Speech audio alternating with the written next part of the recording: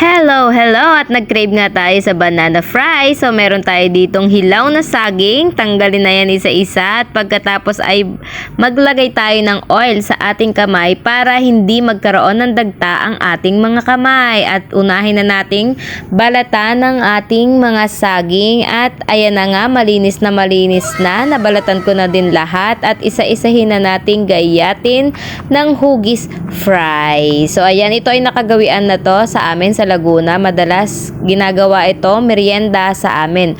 And ayan, nagayat ko na sila lahat at isa rin na sa mas malaking lalagyanan at timplahan na natin ng pamintang durog at tapos ay pampalasa. Ayan, alam nyo na yan kung ano yan, basta kulay dilaw, ilagay na natin yan at pagkatapos ay takpan at i-shake natin ng kaunti para maghalo-halo siya.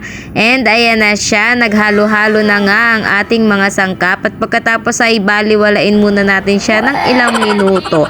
At habang binabaliwala natin ang saging ay naglagay na nga ako ng mantika sa ating mainit na kawali. At ayan na nga, mapapansin ninyo, after ilang minuto ay nagkakatas na siya, meaning na sip-sip na ng ating saging ang ating pampalasa.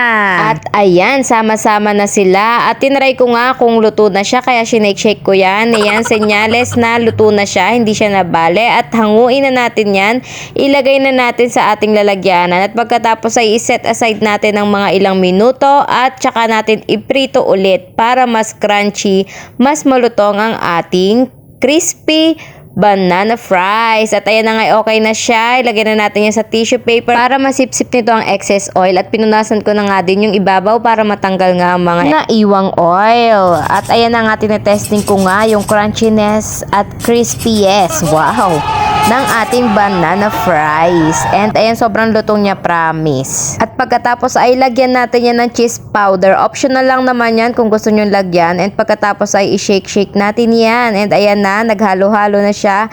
And pwede na natin dalhin yan sa aking best friend. At ayan, naglalakad na tayo papunta sa kanilang bahay. Salamat nga pala sa aking photographer. Buti pumayag siya. And ayan na, kumatok na tayo sa kanilang bahay. And tada, bukas na ang bahay. At tuwang-tuwa na nga ang aking inaanak. Bless muna. And tara, pasok na tayo. And ayun na, kumakain ng aking best friend na maganda daw siya. Ano lasa? Na? Sarap? Yummy yan. A few moments later. At nakauwi na nga kami sa aming bahay. Salamat po sa panonood. Kamsahamnida. Waka waka. Bye-bye.